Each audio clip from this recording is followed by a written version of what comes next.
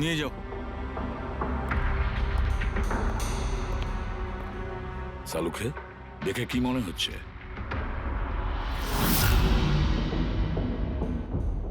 বস, মৃত্যুর কারণ এখনো কিছু বুঝতে পারছি না।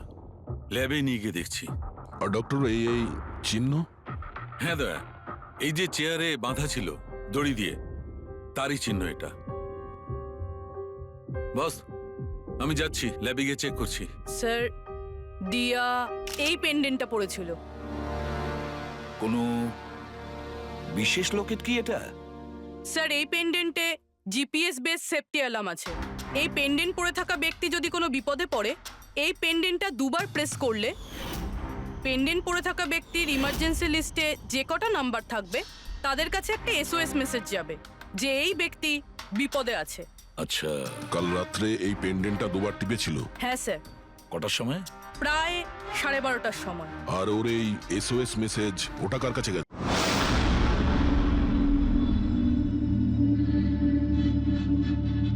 ও গড, এই পলিউশনও না আমার স্কিন খারাপ করে দিচ্ছে। এই দেখো পিম্পল বেরোচ্ছে। উফ।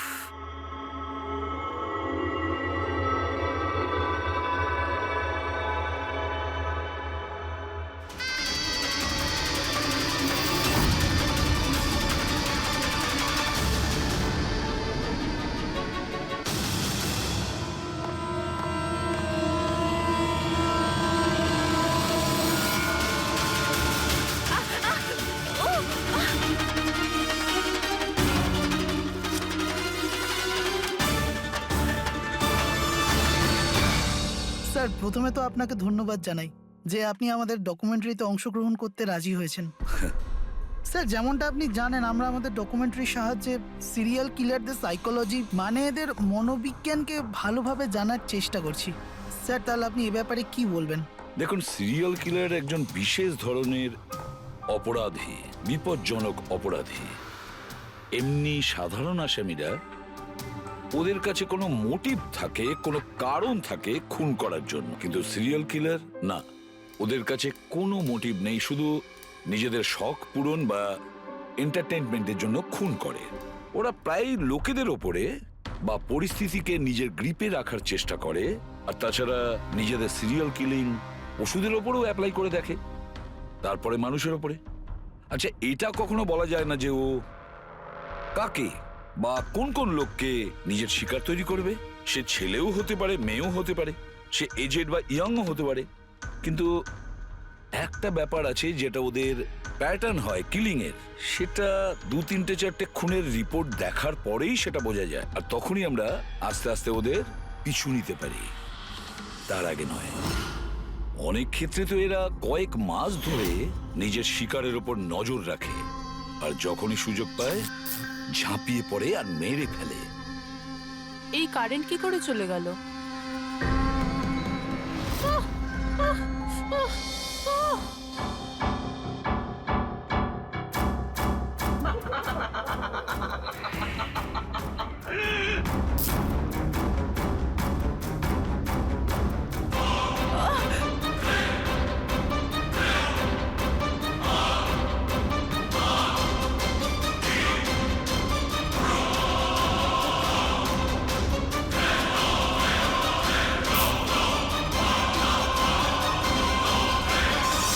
ওহ গড, এই কারেন্টটা এখনই যাওয়ার ছিল।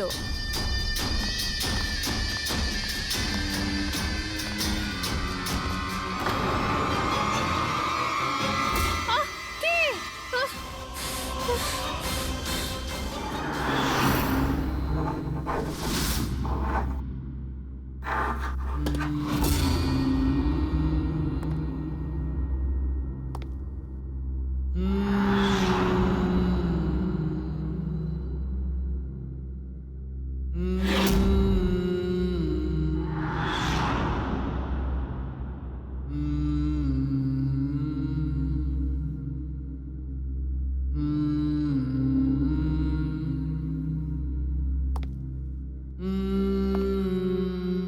অনেকবার দেখা গেছে খুনিরা ভিকটিমের জিনিসও সঙ্গে নিয়ে গেছে। ভিকটিমকে খুন করার পরে হয়তো নিজের জয়ের মেডেল ভেবে, যে কোনো জিনিসই হতে পারে। কোনো মহিলার ঝুমকো দুলও হতে পারে, বা আংটিও হতে পারে, আবার কোনো নখও হতে পারে, এমনকি ভিকটিমের চুলও হতে পারে, মাথার চুলও।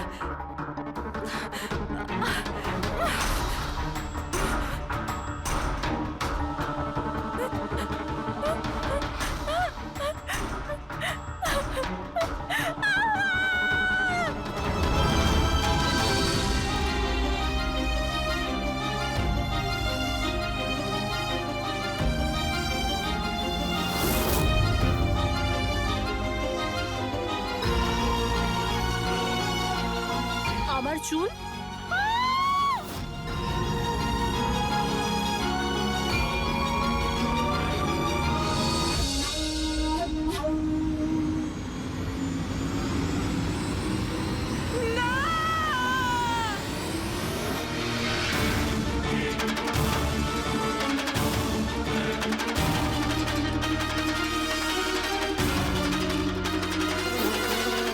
সিরিয়াল কিলার্স এরা সবসময়ই একা থাকতে পছন্দ করে। ওদের কোনো বন্ধু হয় না, তাই অন্যদেরকে, এমন লোকেদেরকে এড়িয়ে চলতে হবে যাদের হাব ভাব বা চাল চলনে একটু অন্যরকম, কিছু অদ্ভুত ধরনের আচরণ দেখা যায়। তা সত্ত্বেও ব্যাপারটা হলো, সিরিয়াল কিলার থেকে বাঁচতে হলে আমাদেরকে সাবধানে থাকতে হবে।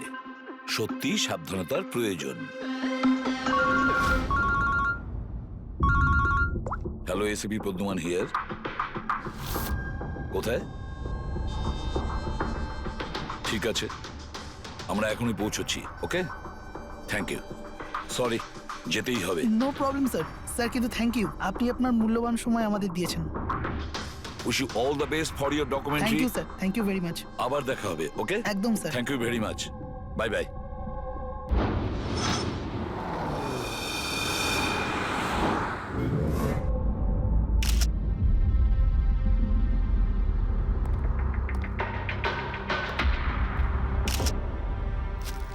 নিয়ে যাও। সালুখে, দেখে কি মনে হচ্ছে?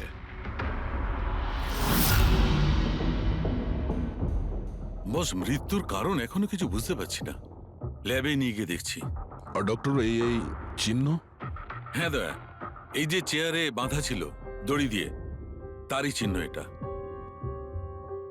বস, আমি যাচ্ছি, ল্যাবে গিয়ে চেক করছি। স্যার, দিয়া এই পেন্ডেন্টটা পড়েছিল। কোনো বিশেষ লোকের কি এটা? স্যার, এই পেন্ডেন্টে জিপিএস বেস সেফটি অ্যালার্ম আছে। এই পেন্ডেন্ট পরে থাকা ব্যক্তি যদি কোনো বিপদে পড়ে, এই পেন্ডেন্টটা দুবার প্রেস করলে পেন্ডেন্ট পরে থাকা ব্যক্তির ইমার্জেন্সি লিস্টে যে কটা নাম্বার থাকবে তাদের কাছে একটা SOS মেসেজ যাবে যে এই ব্যক্তি বিপদে আছে। আচ্ছা, কাল রাত্রে এই পেন্ডেন্টটা দুবার টিপেছিল। হ্যাঁ স্যার, কটার সময়? প্রায় 12:30টার সময়। আর ওর এই SOS মেসেজ ওটা কার কাছে গেছে? স্যার, ওই দুজনের কাছে। এদিকে এসো। কি নাম তোমাদের? সমর। সমর। নবীন। নবীন। কি সম্পর্ক ছিল দিয়ার সাথে তোমাদের? স্যার, আমার গার্লফ্রেন্ড ছিল। স্যার, আমার কলেজের বন্ধু। যখন দিয়া তোমাদের SOS মেসেজ করলো তখন তোমরা কিছু করনি কেন? হ্যাঁ স্যার, এটার জন্য আমারও আফসোস হচ্ছে যে আমি ফোনটা সাইলেন্ট কেন রেখেছিলাম। যদি আমি ফোনটা সাইলেন্ট না রাখতাম, স্যার, আজ দিয়া বেঁচে থাকতো। ফোন সাইলেন্ট ছিল। আর তোমার নবীন, তোমার ফোনটাও সাইলেন্ট মোডে ছিল? না স্যার, স্যার আমি শুয়ে পড়েছিলাম আর আমি বুঝতেই পারিনি কখন আমার ফোনের ব্যাটারি ডেড হয়ে গেছিল। আশেপাশের ঘটনা থেকে আমি ওকে এই পেন্ডেন্টটা এনে দিয়েছিলাম, কিন্তু লাভ কি হলো যখন এটা কোনো কাজেই এলো না।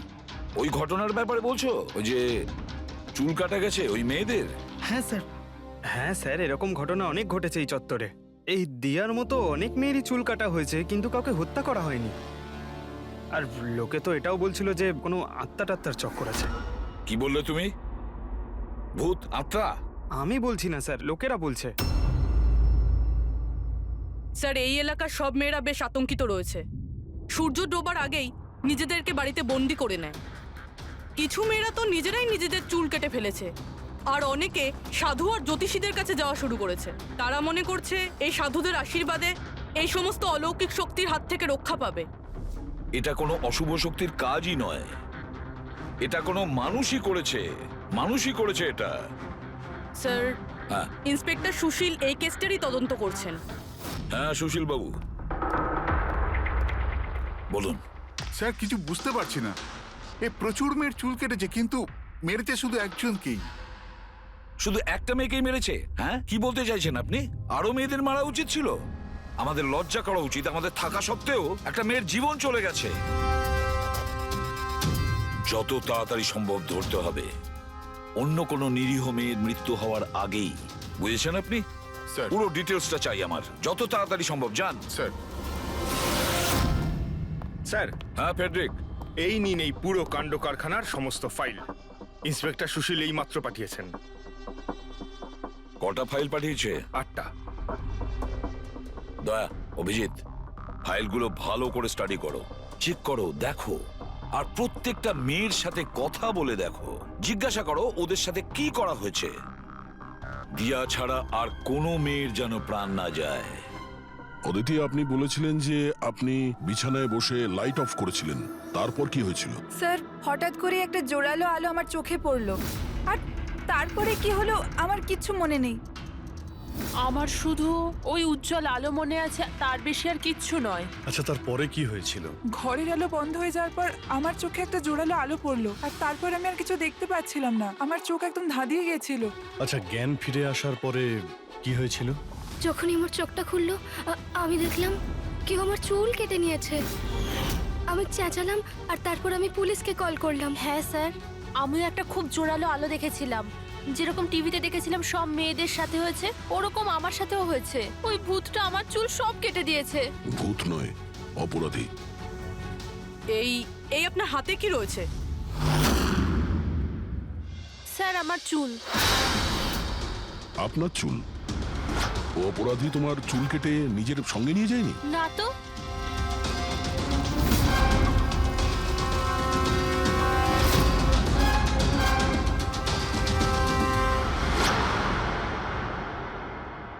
অদ্ভুত একটা ব্যাপার। এই আসামি যে মেয়ের চুল কেটেছে সেই চুলগুলো নিজের সঙ্গে নিয়ে গেছে, কিন্তু এই 4টে মেয়ের চুল কেটে চুলগুলো বাড়িতেই ফেলে গেছে। এটা কেন আসামি করলো, আর কেন? স্যার, হতে পারে যে ওদের ওপর হামলা হয়নি, ওরা এগুলো এই নিউজে দেখেছে, তাই পাবলিসিটির জন্য এমন ভাব দেখাচ্ছে যে ওদের ওপরেই হামলা হয়েছে। স্যার, দুটো মেয়ের মানসিক অবস্থা খুব একটা ভালো নেই। ওদের ভুল ধারণা হয়েছিল ওদের সঙ্গে এরকম কিছু হয়েছে, কিন্তু সেরকম কিছু হয়নি। তার মানে শুধু 4টে মেয়ের ওপরে হামলা হয়েছে? অদিতি, বাণী, চিত্রা আর ঈশা। Yes sir. একটা কাজ করি, আমরা আবার নতুন করে শুরু করি যেখান থেকে এসব শুরু হয়েছিল। ক্রাইম লোকেশনের ফটোগ্রাফ, প্রমাণ, যা কিছু পাওয়া গেছে ওখান থেকে সব কটা ভালো করে চেক করো দ্বিতীয়বার। কিছু না কিছু আমরা নিশ্চয়ই ছেড়ে গিয়েছি, যেটা এবারে আমরা পাবো।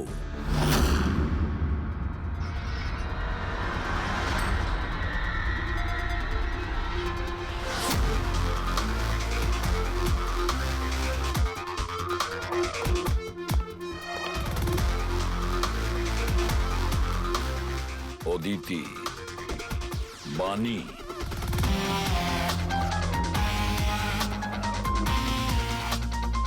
চিত্রা, ঈশা।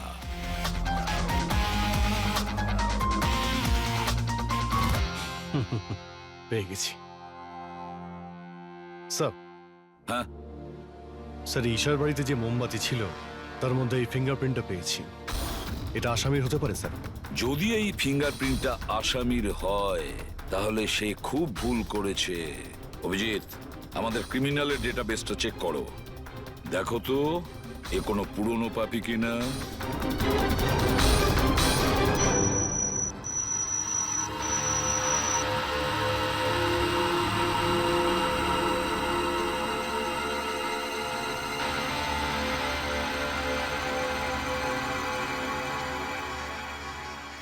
স্যার হ্যাঁ বলো। স্যার এ তো পুরনো পাপি, কিন্তু 17 বছর বয়স।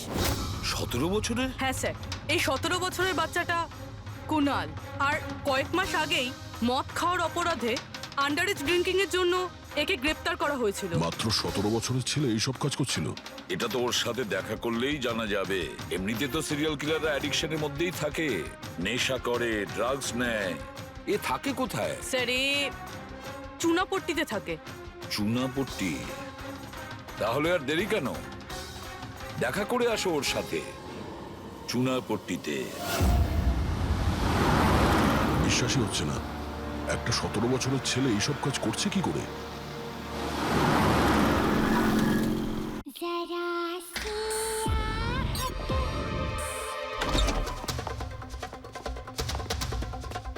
কুনাল। হ্যাঁ, আপনারা কে? সিআইডি। সিআইডি? তোমার লজ্জা করে না? পড়াশোনা করার বয়সে এইসব করছো? হ্যাঁ, কি স্যার? কে এসেছে কুনাল? আরে স্যার আপনারা? স্যার তুমি এখানে কি করছো? স্যার এটা আমার মাসির বাড়ি, কিন্তু আপনারা এখানে? কুনালের সঙ্গে দেখা করতে এসেছি। কুনাল এ আমার কাজিন স্যার। কাজিন? তুই তোর কাজিনের চুল কেটেছিস? স্যার স্যার আমি তো স্যার ঈশা দিদির সাথে একটু মজা করেছিলাম স্যার। স্যার আমি ওই চুল কেটে দেওয়া লোকটার ব্যাপারে নিউজ পেপারে পড়েছিলাম স্যার। আমি ভাবলাম এই মজাটাও একটু ঈশা দিদির সাথে করা যাক। মা, মা আমার চুল, আর মা আমার সব ও চুল চিল্লে কেটে চিল্লে দিয়েছে। সারা বাড়ি মাথায় তুললো আর পুলিশকে ফোন করে দিল স্যার। আমি ভয় পেয়ে গেছিলাম স্যার, সেই জন্য আমি ওই চুলগুলো ফেলে দিলাম স্যার, আর চুপচাপ বাড়ি থেকে বেরিয়ে গেলাম স্যার। তুই এত বাজে মজা করেছিস আমার সাথে? দিদি সরি। আমি তোকে কখনো ক্ষমা করব না, কখনো সরি নয়। সরি দিদি সরি সরি স্যার। স্যার আমি শুধু ঈশা দিদির চুল কেটেছিলাম স্যার, বাকি কোনো মেয়ের চুল কাটিনি আমি স্যার। আমরা তোমার কথা বিশ্বাস করবো কি করে? আপনি চাইলে আমার মাকে জিজ্ঞেস করে নিন স্যার, যে দিন ওই ঘটনাগুলো ঘটেছে ওই দিন আমি বাড়িতেই ছিলাম স্যার। তোর সব জিনিসটা মজা লাগে না জানিস? যখনই ওই মুহূর্তের কথা ভাবি ভয়ে বুকটা আমার কেঁপে ওঠে। দিদি সরি দিদি তোমার সরি। ভাগ্য ভালো যে আমরা তোমাকে অ্যারেস্ট করছি না।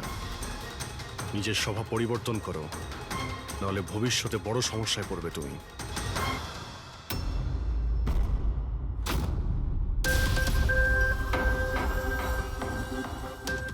সমস্ত সিরিয়াল কিলার বা সিরিয়াল অ্যাটাকার নিজের ভিকটিমকে একটা প্যাটার্নে চুজ করে। হ্যাঁ ঠিকই বলেছো দয়া। হ্যাঁ এরকমই তো হয়। তোমার মনে আছে তো দয়া ওই কেসটা, যেখানে কিলার 40 থেকে 50 বছরের মাঝে বিজনেসম্যানকে চুজ করেছিল নিজের শিকার করার জন্য? হ্যাঁ স্যার, একটা কেসে স্যার সিরিয়াল কিলাররা তাদেরই টার্গেট করত যাদের কাছে লাল গাড়ি আছে। ঠিক ওই রকমই এই মেয়েগুলোর কেসেও একটা ফিক্সড প্যাটার্ন আছে, একটা প্যাটার্ন আছে। স্যার সব মেয়েদেরই বয়স প্রায় 20 থেকে 35-এর মধ্যে। আর এরা সবাই ইন্ডিপেন্ডেন্ট ছিল স্যার, চাকরি করতো আর বাড়িতে একলা থাকতো। সবচেয়ে ইম্পর্টেন্ট কথা, প্রত্যেকের চুল কিন্তু লম্বা ছিল। ছোট চুল আছে এরকম কোনো মেয়েরই চুল কাটা হয়নি। সেটাই তো মেন প্যাটার্ন, লম্বা চুলওয়ালা মেয়েদেরইও বেছে নিত। কিন্তু স্যার এর মধ্যেও কোনো বিশেষ পছন্দের ছিল না ওর। এই বানি আর দিয়া ওদের কোকড়ানো চুল ছিল, অদিতি আর চিত্রা ওদের চুল সোজা ছিল। এই যে সিরিয়াল কিলাররা হয় না স্যার, ওরা স্পেসিফিক হয় নিজের পছন্দের বিষয়ে। হ্যাঁ একটা ব্যাপার কমন, এই সব মেয়েদের পাশেও ক্যান্ডেল রেখে গেছে। হ্যাঁ এই নটটা দয়া, একটা ব্যাপার নোটিস করেছো তুমি? কি হয়েছে স্যার? এই নোটস গুলো দেখো, অদিতি আর চিত্রাকে যেভাবে বেঁধেছিল চেয়ারের উপর, নোটস গুলো দেখো। এখানে এক রকমের নোটস, আর দিয়া আর বাণীকে যেভাবে বেঁধেছিল এই নোটস গুলো একেবারে আলাদা। দয়া, যে নোটস দিয়ে দিয়া আর বাণীকে বাঁধা হয়েছিল এই নট গুলোকে বো লাইন নট বলে। বো লাইন নট যেরকম টাইয়ের হয় না, আর এই নটগুলোকে বলে triple barrel not. Triple barrel not. কেউ কাউকে যদি বাঁধে স্যার, তাহলে তো একই রকম গিট ব্যবহার করবে, কিন্তু ও দু ধরনের গিট ইউজ করেছে। এটা মনে হচ্ছে যে আমাদের ভুল বোঝানোর চেষ্টা করছে, কিংবা এর মানসিক পরিস্থিতি ঠিক নয়, স্কিউজোফেনিক আছে ওর। হ্যাঁ, কিন্তু দয়া, সবার আগে আমাদের এটা জানতে হবে ও শিকারগুলো বাছে কি করে আর কখন বেছে নিত, আর ও শিকার বেছে নিত কোন জায়গায়। হয়তো সব মেয়েরা একই অফিসে চাকরি করত, একই জিমে যেত বা একই বিউটি পার্লারে যেত। কোনো না কোনো একটা সূত্র নিশ্চয়ই আছে, আর যেটা এদের সবাইকে এক করে দিয়েছে। কিন্তু কি? স্যার, এই দিয়ার বন্ধু সমর আর নবীন, ওদের বক্তব্য যে রাতে দিয়া খুন হয় ওই রাতে ওরা নাকি ডান্ডিয়া খেলতে গেছিল প্রেমাল গ্রাউন্ডে। প্রেমাল গ্রাউন্ড? হ্যাঁ স্যার, চিত্রা ওখানেই গেছিল ডান্ডিয়া খেলতে, যেই রাতে ওর চুল কাটা হয়েছিল। অদিতি আর বাণী, খোঁজ নাও তো পঙ্কজ, যে ওরা প্রেমাল গ্রাউন্ডে গিয়েছিল কিনা।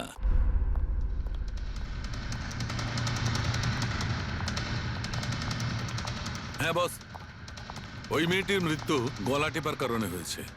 গলা টিপে মারা হয়েছে? স্যার, এই হলো তার রিপোর্ট। স্যার, হ্যাঁ স্যার আপনার সন্দেহ ঠিক ছিল স্যার।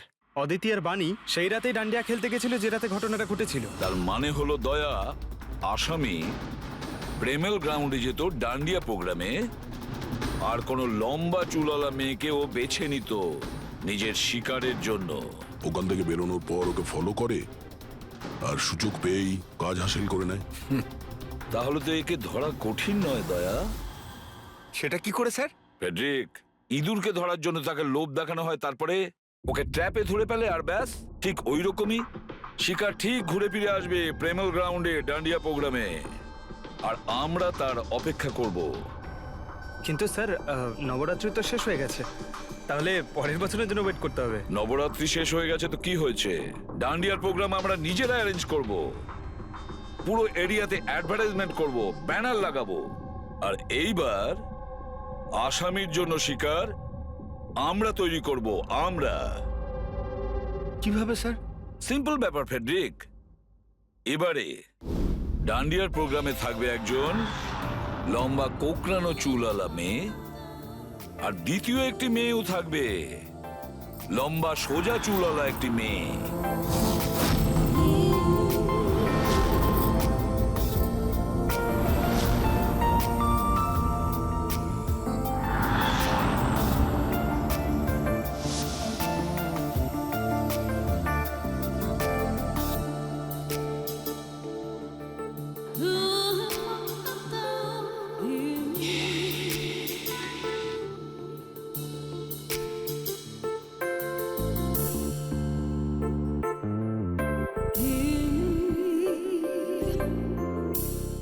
এখন এই নকল চুলের এক্সটেনশন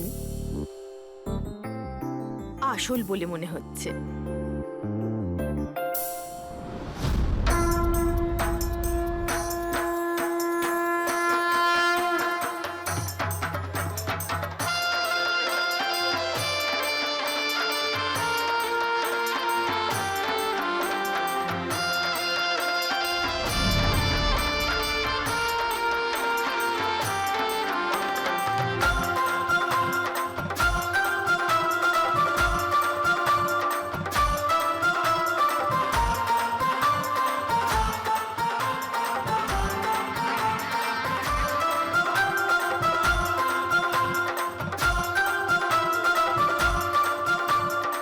অভিজিৎ, সবকিছু ঠিক আছে?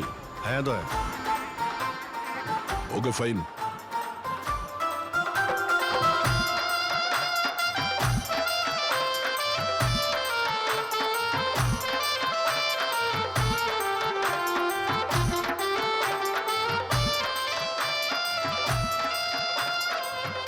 High ma'am. হাই। ওয়াও, আপনি তো খুব সুন্দরী। আপনার মেকআপ খুব সুন্দর হয়েছে, স্পেশালি আপনার কার্লি হেয়ার খুব সুন্দর লাগছে। Thank you. You welcome.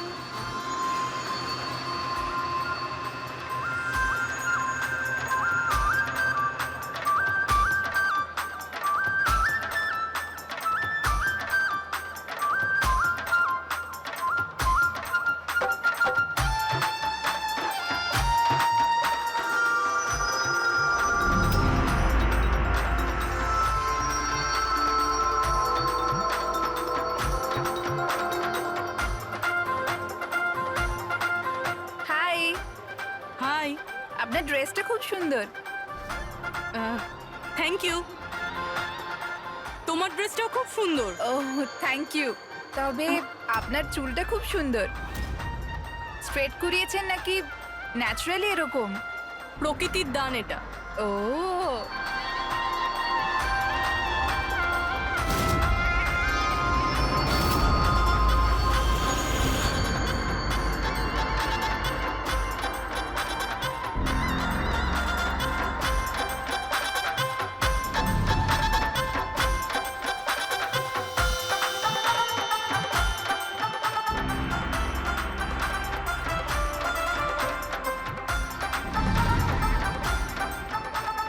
শোনো, আমার পাশে একটা ছেলে ডান্স করছে, একটু গন্ডগোলের মনে হচ্ছে।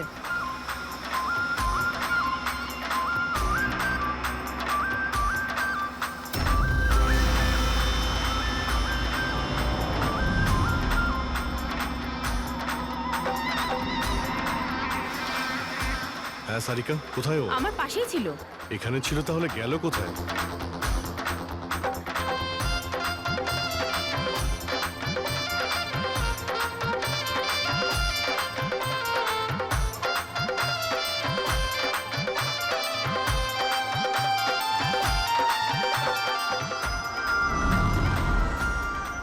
রবি, স্যার।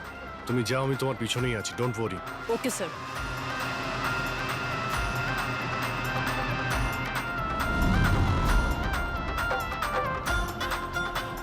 হ্যাঁ অভিজিৎ, আমি রবির পিছনে যাচ্ছি, তুমি সারিকার পিছনে থেকো। ওকে, আমি সারিকার পেছনে যাচ্ছি। ওকে।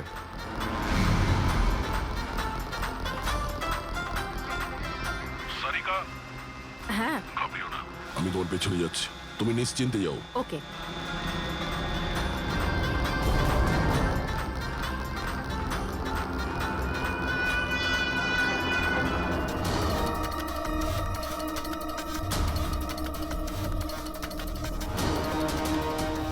ওফো, এখানে তো কোনো অটো বা ট্যাক্সি কিছুই পাচ্ছি না। মনে হচ্ছে বাড়ি পায়ে হেঁটেই যেতে হবে।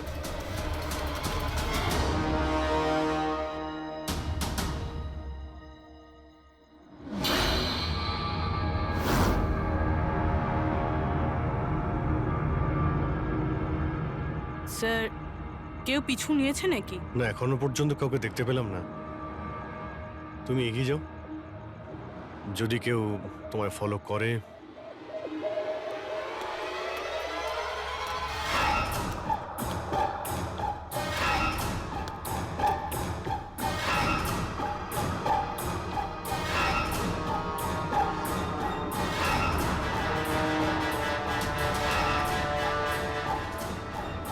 দয়া, আমার মনে হয় কেউ আমাকে ফলো করছে। কাউকে দেখতে পাচ্ছ? না সারিকা, অল ক্লিয়ার। ওকে।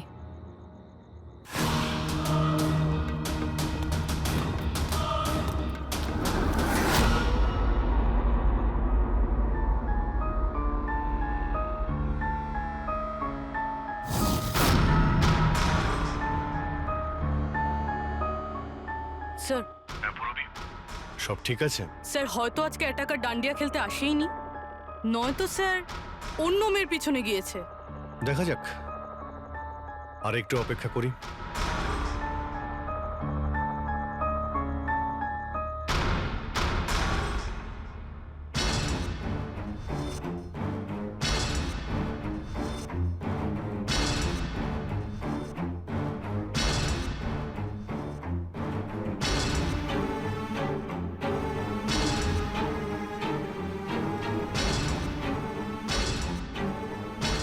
সারিকা, সব ঠিক আছে? সারিকা, কি হলো? মনে হচ্ছে সারিকার উপর অ্যাটাক হয়েছে। সারিকার উপরে অ্যাটাক হয়েছে পুরবি, আমি ওখানে যাচ্ছি। স্যার, আমিও আসছি।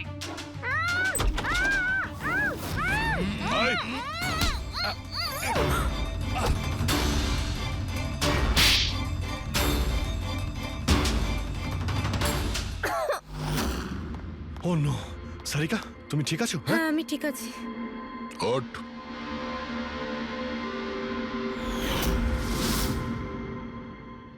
আরে, এ তো ওই ছেলেটা যে ওখানে ছিল।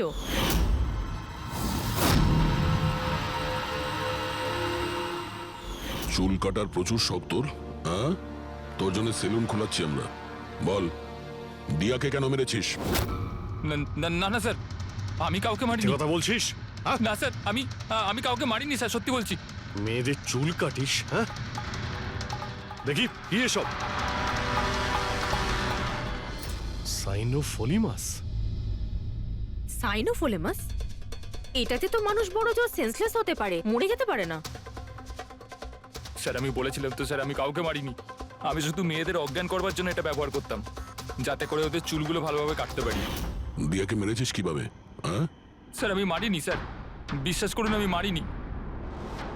আচ্ছা সারিকা, আচ্ছা এটা কি পসিবল যে এই কেমিক্যালস দিয়ে দিয়ার খুন হতে পারে? যদি ওর এতে অ্যালার্জি থেকে থাকে তাহলে সেক্ষেত্রে ওর মৃত্যু হতে পারে, আদারওয়াইজ। তাহলে দেখো একবার টেস্ট করে কি জানতে পারা যায়। হ্যাঁ, টেস্ট করে দেখছি। আর তুই চল, তোর বিরুদ্ধে চুল কাটা হবে, চল। আচ্ছা, পুরবি কোথায়? ওর তো এখানে আসার কথা ছিল। পুরবি তো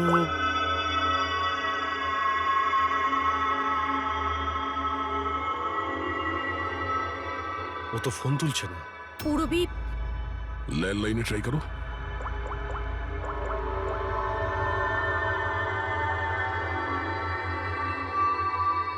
রিং হয়ে যাচ্ছে। পুরবি,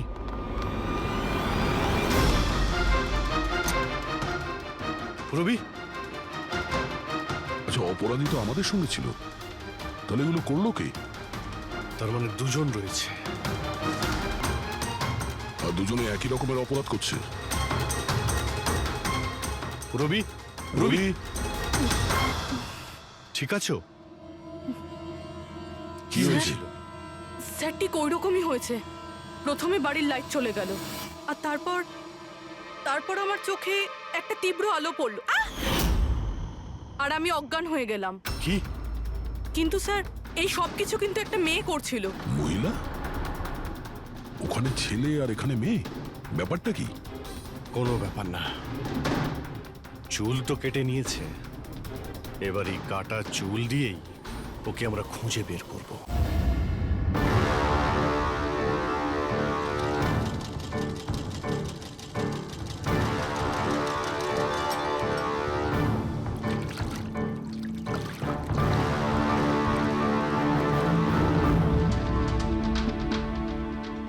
দেখুন সুমন ম্যাডাম, আপনি একটু বেশি ডিমান্ড করছেন। দেখুন গগন বাবু, আপনি যে কাজটা দিয়েছেন না সেটা খুব সোজা নয়, খুবই বিপজ্জনক। আপনাকে আমাদের টাকা বাড়াতেই হবে। ঠিক আছে, আমার উপর ভরসা রাখুন, আমি পরে বাড়িয়ে দেবো। পরে নয়, এখনই বাড়ান।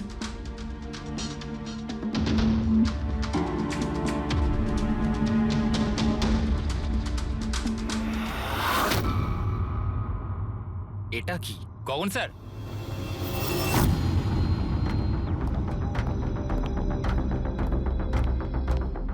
এই দেখুন, চুলের ভেতর কি অদ্ভুত একটা উকুন।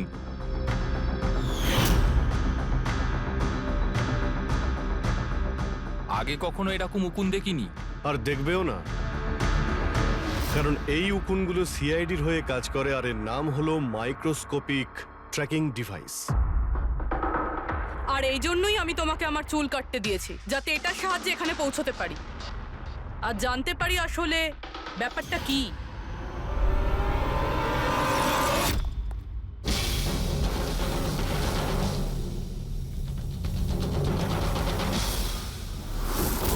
স্যার আমার কোনো দোষ নেই, আমি গগনবাবুর থেকে টাকা পেয়েছিলাম এসব করার জন্য। গগনবাবু টাকা দেবে, আর যদি বলে কুঁয়োতে লাভ দিতে তো তুমি দিয়ে দেবে? এখন বলো, কেন করিয়েছো তুমি এসব? আমি যে কথাগুলো বলবো সেটা একটু আশ্চর্যজনক আপনার নিশ্চয়ই লাগবে, কিন্তু এটা সত্যি যে আমাদের ব্যবসায় মানুষের চুলের দাম সোনার দামের থেকে কম নয়। কোটি কোটি টাকা রোজগার হয় এখান থেকে।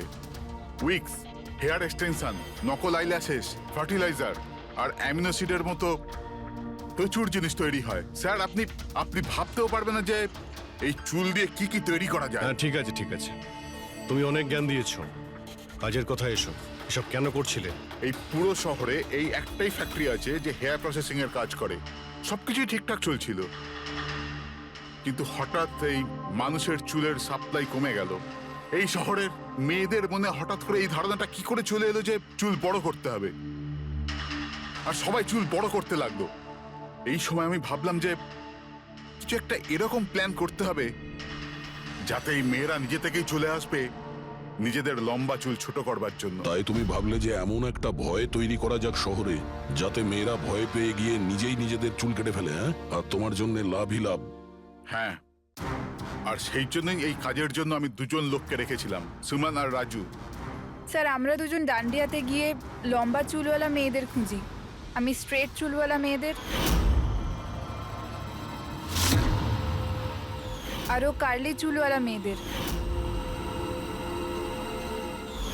আমরা ওদের পিছু নিয়ে ওদের বাড়ি অবধি যাই। 800 লুমিনের জোরালো আলোর ফ্ল্যাশ লাইট ওদের চোখে আমরা ফেলি। তারপরে আমরা কেমিক্যাল দিয়ে ওদের অজ্ঞান করি, ওদের চুল কাটি, তারপর আমরা ওখান থেকে পালিয়ে যাই। ঠিক আছে, এটা তো বুঝলাম কেন আর কিভাবে করতে, কিন্তু এইসব করতে গিয়ে দিয়াকে খুন করলে কেন? স্যার আমি মারিনি ওকে, জানি না কি করে মারা গেল। হয়তো সেই সমস্ত কেমিক্যালের জন্য যা দিয়ে তোমরা মেয়েদের অজ্ঞান করতে। হয়তো ওই কেমিক্যালের জন্য ওর অ্যালার্জি হয় আর তাতেই ওর মৃত্যু ঘটে। স্যার আমি কি করে জানবো যে ওর অ্যালার্জি ছিল? আর এরকম আপনারা আমায় মিথ্যে খুনের মামলায় গ্রেফতার করতে পারেন না।